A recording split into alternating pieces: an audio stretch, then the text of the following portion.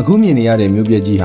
တစ်ချိန်ကလူပေါင်း9000နီးပါးပျော်ရွှင်စွာနေထိုင်ခဲ့တဲ့မြို့တစ်မြို့ဖြစ်ပါတယ်။ဒါပေမဲ့1986ခုနှစ်ဧပြီလ26ရက်နေ့မနက်ပိုင်းမှာဖြစ်ပွားခဲ့တဲ့ဖြစ်ရပ်တစ်ခုကြောင့်မြို့တစ်မြို့လုံးဟာနာရီပိုင်းအတွင်းအပြီးတိုင်ဆုတ်ပြေးခံလိုက်ရပါတယ်။လူတွေက3ရက်လောက်နေရင်ပြန်လာရမယ်လို့ယုံကြည်ပြီးအိမ်ကနေထွက်ခွာခဲ့ကြပေမဲ့အဲ့ဒီနေ့ဟာသူတို့ရဲ့နေအိမ်ကိုနောက်ဆုံးမြင်ခဲ့တဲ့နေ့ဖြစ်သွားခဲ့ပါတယ်။အဲ့ဒီမြို့ရဲ့နာမည်ကတော့ပရီဖြတ်ဖြစ်ပါတယ်။ဒီပရီဖြတ်မြို့ဟာဘာကြောင့်လူသူကင်းမဲ့တဲ့မြို့ပြကြီးတစ်ခုဖြစ်သွားခဲ့ရတာလဲအဲ့ဒီဖြစ်ပျက်ရဲ့နောက်ွယ်မှာဘာတွေဖြစ်ပျက်ခဲ့လဲဆိုတာကိုဒီဗီဒီယိုအဆုံးထိဆက်လက်ကြည့်ရှုလိုက်ရအောင်ပါပရီဖြတ်ဟာ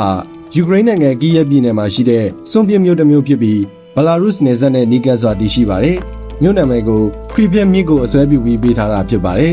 ်ဒီမြို့ကို1980ခုနှစ်ဖေဖော်ဝါရီလ4ရက်နေ့မှာဆိုဗီယက်အစိုးရကအထူးရည်ရွယ်ချက်နဲ့တည်ထောင်ခဲ့တာဖြစ်ပါတယ်။ရည်ရွယ်ချက်ကတော့အနီးမှာဆောက်လုပ်နေတဲ့ချာနိုဘဲနျူကလ িয়ার ဓာတ်အားပေးစက်ရုံမှာအလုပ်လုပ်မဲ့အင်ဂျင်နီယာတွေသိပ္ပံပညာရှင်တွေနည်းပညာရှင်တွေနဲ့သူတို့ရဲ့မိသားစုတွေအဆင်ပြေပြေနေထိုင်နိုင်ဖို့ဖြစ်ပါတယ်။တနည်းအားဖြင့်ပရီဖြတ်ဟာတာမန်မြို့တစ်မြို့မဟုတ်ပဲနျူကလ িয়ার စွမ်းအင်ခေတ်တဲ့အတွက်အထူးဖန်တီးထားတဲ့စံပြမြို့တစ်မြို့လည်းဖြစ်ပါတယ်။အဲ့ဒီချိန်ကဆိုဗီယက်ပြည်ထောင်စုဟာနျူကလ িয়ার စွမ်းအင်ကိုငြိမ်းချမ်းရေးအတွက်အသုံးပြုတဲ့အတန်းဆိုတဲ့ဆောင်ပုဒ်နဲ့ကမ္ဘာကိုဂုဏ်ယူပြသနေတဲ့အချိန်ဖြစ်ပါတယ်။နျူကလ িয়ার စွမ်းအင်ဟာအနာဂတ်ကိုပြောင်းလဲပေးမဲ့နည်းပညာလို့ယုံကြည်ထားခဲ့ပြီးချာနိုဘဲနျူကလ িয়ার ဓာတ်အားပေးစက်ရုံကိုကီယက်မြို့ရဲ့မြောက်ဘက်ကီလိုမီတာ100ခန့်အကွာမှာတည်ဆောက်ခဲ့ပါတယ်။အဲ့ဒီစက်ရုံမှာတာဝန်ထမ်းဆောင်မဲ့ဝန်ထမ်းတွေအတွက်ပရီဖြတ်မြို့ကိုလည်းအတူတကွတည်ဆောက်ပေးခဲ့တာဖြစ်ပါတယ်။စိတ်ဝင်စားစရာကတော့စက်ရုံကိုကီယက်မြို့နဲ့အလွန်နီးကပ်တဲ့နေရာမှာတည်ဆောက်ဖို့အစီအစဉ်ရှိခဲ့ပေမဲ့ယူကရိန်းသိပ္ပံပညာရှင်တွေက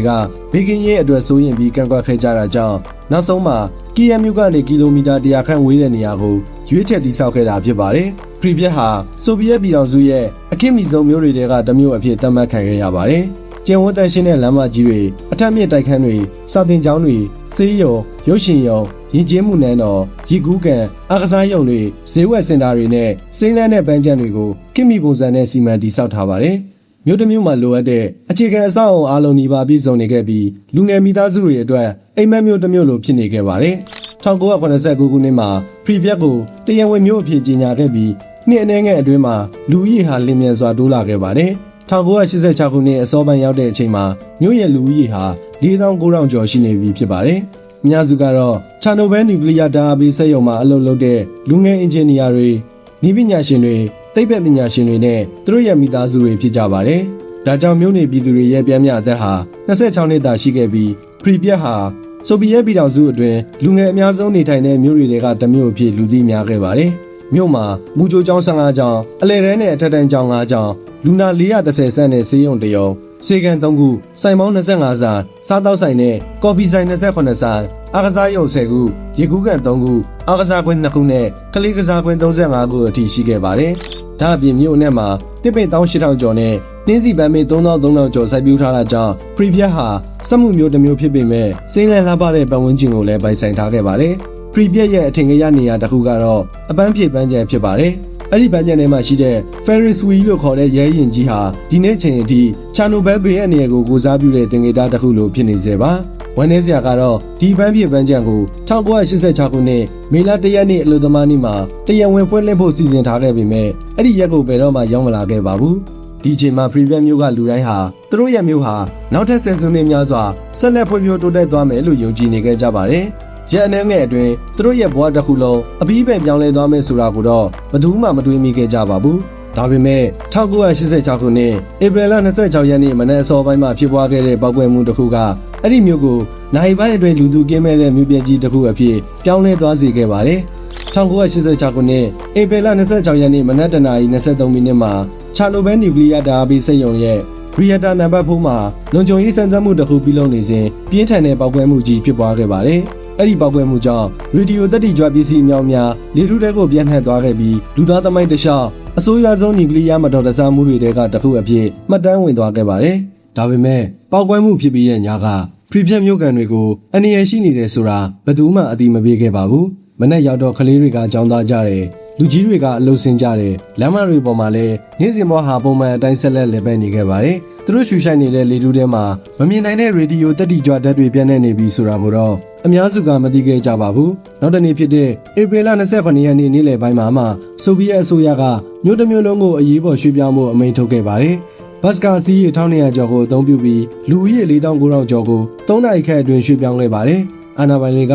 3ရက်လောက်ပဲထွက်နေဖို့လိုမယ်လို့ပြောခဲ့တာကြောင့်လူတွေဟာအဝိစာအနေငယ်နဲ့အရေးကြီးစာရွက်စာတမ်းတချို့ကိုသာယူဆောင်ပြီးအိမ်ကနေထွက်ခွာခဲ့ကြပါတယ်။အဲ့ဒီနေ့ဟာကိုယ့်အိမ်ကိုနောက်ဆုံးမြင်ခဲ့ရတဲ့နေ့ဖြစ်လာမယ်လို့ဘယ်သူမှမထင်ခဲ့ကြပါဘူး။အဲ့ဒီနောက် Pripyat မြို့ဟာအချိန်ရက်တန့်သွားသလိုဖြစ်သွားခဲ့ပါတယ်။တိုက်ခန်းတွေကဇပွဲတွေကလစ်ထိုင်တွေကလေးကစားစရာတွေနဲ့စာအုပ်တွေဟာမူလအတိုင်းကျန်နေခဲ့ပါတယ်။ကျောင်းစာသင်ခန်းတွေထဲမှာကျောင်းသားတွေရဲ့စာအုပ်တွေဓာတ်ခွဲခိုင်းပစ္စည်းတွေရှိနေစေဖြစ်ပြီးဆေးရုံတွေကလူနာခတင်တွေကလည်းအသုံးပြုခဲ့တဲ့အတိုင်းကျန်ရှိနေစေဖြစ်ပါတယ်။လူတွေရဲ့ဘဝဟာရုတ်တရက်ရပ်တန့်သွားခဲ့ပေမဲ့မြို့တစ်မြို့လုံးကတော့အဲ့ဒီနေ့ရဲ့အခြေအနေကိုဆက်လက်ထိန်းသိမ်းထားသလိုဖြစ်နေခဲ့ပါတယ်။လူသားတွေထွက်ခွာသွားပြီးနောက်သဘာဝတရားကမြို့ကိုတဖြည်းဖြည်းပြန်လည်သိမ်းပိုက်လာခဲ့ပါတယ်။တစ်ပင်တွေနဲ့တောပင်တွေဟာလမ်းမတွေနဲ့အဆောက်အုံတွေကြားပေါက်ရောက်လာခဲ့ပြီးရှားပါတော်ရင်တရိတ်ဆန်မျိုးစိတ်တွေဟာ Pripyat မြို့အတွင်းမှာပြန်လည်ပေါ်များလာခဲ့ပါတယ်။လူသားတွေရဲ့လှုပ်ရှားမှုနေပါသွားတာကြောင့်တရိတ်ဆန်အရေးအတွက်တိုးလာခဲ့ပေမဲ့ရေဒီယိုတက်တိကြွမှုကသူတို့ရဲ့ကျန်းမာရေးနဲ့မျိုးပွားနိုင်စွမ်းအပေါ်ဘလောက်အထိသက်ရောက်နေသလဲဆိုတာကိုတော့သိပ္ပံပညာရှင်တွေ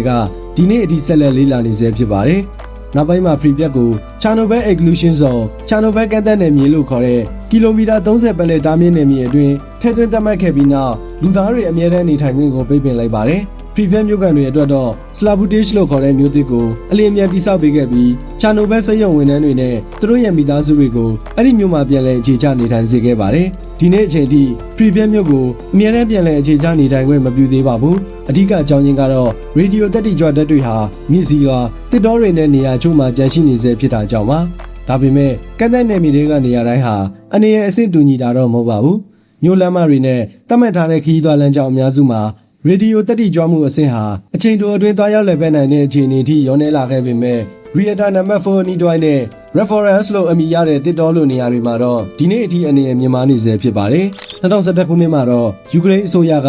ကန့်သတ်နယ်မြေအတွင်းလာရောက်လည်ပတ်မှုအတွက်တရားဝင်စည်းမျဉ်းတွေသတ်မှတ်ပေးခဲ့ပြီးကြိုတင်ခွင့်ပြုချက်ရယူကသတ်မှတ်ထားတဲ့လမ်းကြောင်းတွေအတိုင်းဝင်ရောက်လည်ပတ်နိုင်တဲ့စနစ်ကိုစတင်ခဲ့ပါတယ်။ဒါပေမဲ့ဒီလိုလက်ပတ်ခွင့်ဟာလွတ်လပ်စွာသွားလာခွင့်မဟုတ်ပဲအာဏာပိုင်တွေရဲ့ခွင့်ပြုချက်နဲ့ဘေးကင်းရေးစည်းမျဉ်းတွေကိုလိုက်နာရတဲ့အကန့်အသတ်ရှိတဲ့လက်ပတ်မှုဖြစ်ပါတယ်။ဒါကြောင့် Chernobyl ကန့်သတ်နယ်မြေအတွင်းကိုဝင်ရောက်ချင်သူတွေဟာတရားဝင်ခွင့်ပြုထားတဲ့လမ်းညွှန်အဖွဲ့တွေနဲ့သာသွားရောက်နိုင်ပါတယ်။သတ်မှတ်ထားတဲ့လမ်းကြောင်းတိုင်းသာသွားလာရပြီးခရီးစဉ်အပြီးမှလည်းရေဒီယိုတက်တိကြွမှုစစ်ဆေးတဲ့စက်တွေကိုမဖြစ်မနေဖြတ်တန်းရပါတယ်။ Pripyat ကိုဘယ်ချိန်မှလူတွေပြန်လာပြီးအမြဲတမ်းနေထိုင်နိုင်မလဲဆိုတာကိုတော့ဒီနေ့အထိဘယ်သူမှအတိအကျမပြောနိုင်သေးပါဘူး။တချို့ရေဒီယိုတက်တိကြွဓာတ်တွေဟာဆယ်စုနှစ်အနည်းငယ်တွေကျော်နေလာနိုင်ပေမဲ့ Plutonium 239လို့ဓာတ်တွေကတော့နှစ်ပေါင်း2400ကျော်အထိရေဒီယိုတက်တိကြွမှုရှိနေနိုင်ပါတယ်။ဒါပေမဲ့ဒီကိန်းဂဏန်းဟာ Pripyat မြို့တစ်မြို့လုံးကိုအဲ့ဒီကာလအထိလူနေထိုင်လို့မရဘူးလို့ဆိုလိုတာမဟုတ်ပဲတချို့သောရေဒီယိုတက်တိကြွဓာတ်တွေရဲ့သဘာဝတက်တန်းကိုရည်ညွှန်းတာဖြစ်ပါတယ်။နှစ်ပေါင်းများစွာညှဉ်းပန်းနေခဲ့တဲ့ Pripyat ဟာ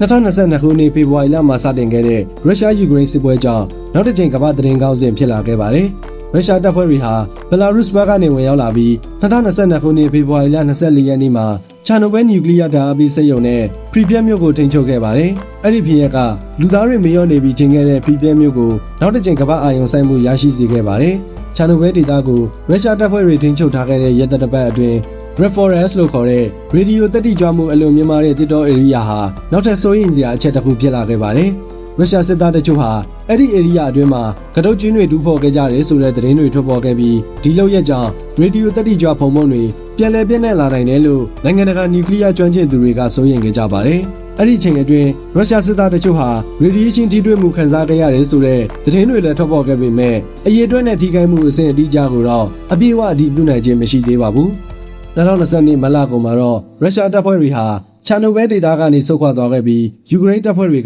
ကအဲ့ဒီဒေသကိုပြန်လည်ထိန်းချုပ်နိုင်ခဲ့ပါတယ်။နောက်ပိုင်းမှာနိုင်ငံတကာနျူကလ িয়ার စွမ်းအင်အေဂျင်စီ IAEA အပါအဝင်ကျွမ်းကျင်သူတွေအဖွဲ့ကစက်ရုံနဲ့ပတ်ဝန်းကျင်အခြေအနေတွေကိုစစ်ဆေးခဲ့ပြီးရေဒီယိုတက်တိကြွမှုအခြေအနေတွေကိုဆက်လက်စောင့်ကြည့်ခဲ့ကြပါတယ်။ဒီနေ့အချိန်အထိ Pripyat မြို့ဟာလူမနေတော့တဲ့မြို့တစ်မြို့အဖြစ်ဆက်လက်တည်ရှိနေဆဲဖြစ်ပါတယ်။တစ်ချိန်ကလူပေါင်း9000နီးပါးနေထိုင်ခဲ့တဲ့ဒီမြို့ရဲ့ Ferris wheel လို့ခေါ်တဲ့အပျော်စီးရဟရင်ကြီးနဲ့စွန့်ပစ်ထားတဲ့စာသင်ကျောင်းတွေဆေးရုံတွေအထက်မြင့်တိုက်ခန်းတွေဟာဒီနေ့တာအဲ့ဒီမျိုးရဲ့ပျောက်ဆုံးသွားတဲ့ဘဝတွေကိုတိတ်တဆိတ်သက်သေခံနေစေဖြစ်ပါတယ်။လုံခြုံရေးအခြေအနေနိုင်ငံရေးအခြေအနေနဲ့ရေဒီယိုတက်တိကြွမှုအခြေအနေတွေပေါ်မူတည်ပြီးChernobylကန်တဲ့နယ်မြေအတွင်းခရီးသွားဝင်ရောက်ခွင့်ဟာအချိန်ရလိုက်ပြောင်းလဲနိုင်ပါတယ်။ဒါပေမဲ့ Pripyat ဟာမြို့ပြတစ်မြို့သာမဟုတ်ပါဘူး။ဒီမြို့ဟာလူသားတွေရဲ့နည်းပညာတိုးတက်မှုနျူကလ িয়ার စွမ်းအင်အသုံးပြုမှုနဲ့ လုံခြုံရေးစီမံခန့်ခွဲမှုတို့ရဲ့အရေးပါမှုကိုသတိပေးနေတဲ့တမိုင်းဝင်နေရာတစ်ခုဖြစ်ပါတယ်။တစ်ချိန်ကလူငယ်မိသားစုတွေကလေးတွေရဲ့ရေတံတွေနေ့စဉ်ဘဝတွေနဲ့ပြည့်နေနေခဲ့တဲ့မြို့တစ်မြို့ဟာအခိုက်အတန့်တစ်ခုအတွင်း